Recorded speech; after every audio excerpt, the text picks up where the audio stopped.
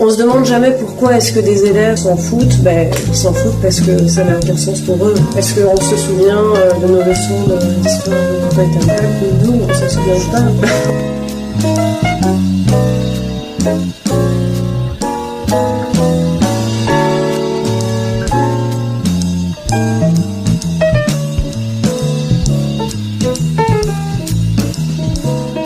J'ai pas envie de dire que c'est pour créer des citoyens, etc. Maintenant, je crois qu'il faut carrément changer. Et parce qu'on va changer l'école, on va changer les représentations à l'école, on peut changer les représentations dans la société. Donner des outils à des personnes pour justement se poser des questions et pouvoir avancer tous ensemble.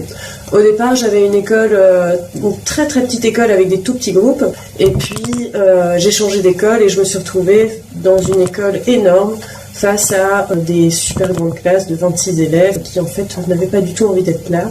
Du coup, c'est comme ça que j'ai postulé dans cette école-ci, parce que l'enseignement avait complètement perdu son sens.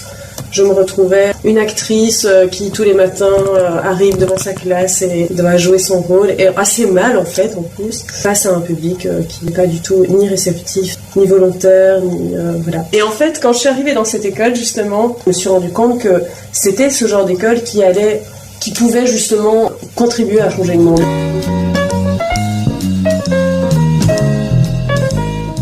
À mon sens, c'est une pédagogie qui va essayer d'amener la vie dans l'école.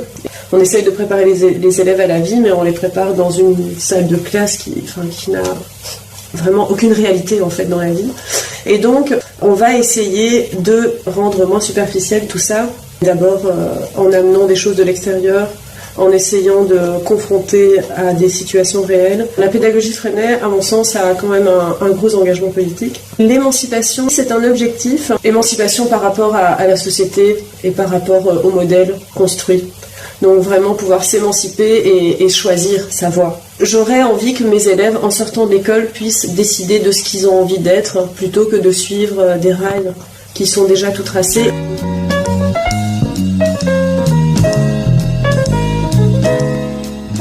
J'ai l'impression que on est en train juste de faire une reproduction, une copie. Donc on a une société et on veut juste que ça fonctionne comme ça a toujours fonctionné. Et l'école traditionnelle contribue un peu à ça. Donc on va former des gras de papier qui savent compter et surtout très très cadrés, qui se posent jamais de questions, qui font exactement ce qu'on leur dit au moment où on le leur dit. Et comme ça va rouler dans la société. Voilà, je le vois vraiment comme ça, une usine à reproduire, une photocopie. Je trouve qu'il y a un côté tellement coupé, tellement saucissonné, que tout devient très artificiel. On se demande jamais pourquoi est-ce que des élèves s'en foutent. Ils s'en foutent parce que ça n'a aucun sens pour eux. Et s'ils y trouvent pas d'intérêt, évidemment, ça va pas rentrer. Ou alors, oui, ça va finir par rentrer à coup de notes, à coup de sanctions, à coup de pression sociale, à coup de peur du redoublement, de l'échec, etc., etc. Mais bon, on le sait tous. Est-ce qu'on se souvient de nos leçons d'histoire quand on était à l'école? Nous, on s'en souvient pas. En tant qu'adulte, on se dit... Ah ouais, pour pouvoir les préparer à la société, pour pouvoir les préparer à éventuellement un métier, les préparer à rentrer dans le monde, il faut qu'ils aient au moins certaines choses.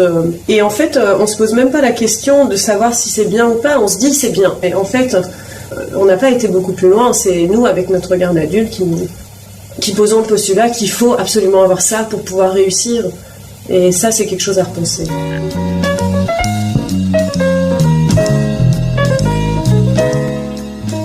Déjà, on va essayer de les former à l'autonomie par le travail autonome.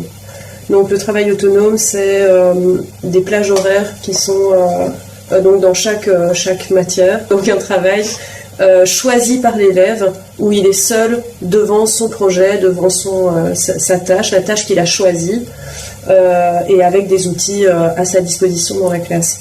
Il peut planifier ce travail, ou alors il peut aussi cocher son travail a posteriori, choisir sur le moment.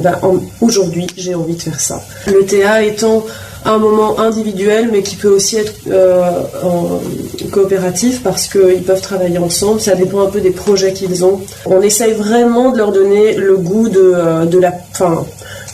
perfectionner son travail, vraiment le rendre le plus attrayant possible à ses yeux, et de façon à ce qu'il en soit fier et qu'il ait envie de le partager et qu'il ait envie de le montrer.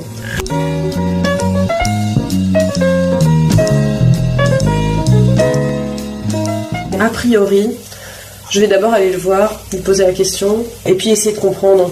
Je pense aux paroles de Nicolas Gaud, un pédagogue freinet, qui nous expliquait justement que quand on ne trouve pas du tout l'adhésion d'un élève, parce qu'il veut rien faire, il n'est motivé par rien, il faut faire des enquêtes. L'enquête étant, je dois chercher exactement ce qui va le toucher, ce qu'il va avoir envie de faire. Et ça peut prendre un temps infini, mais c'est quelque chose qu'il faut faire.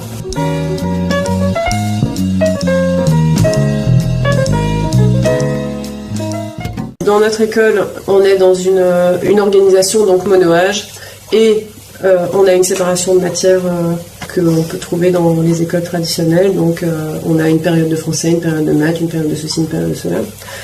Et j'avoue que c'est une vraie contrainte. Il n'y a rien à faire.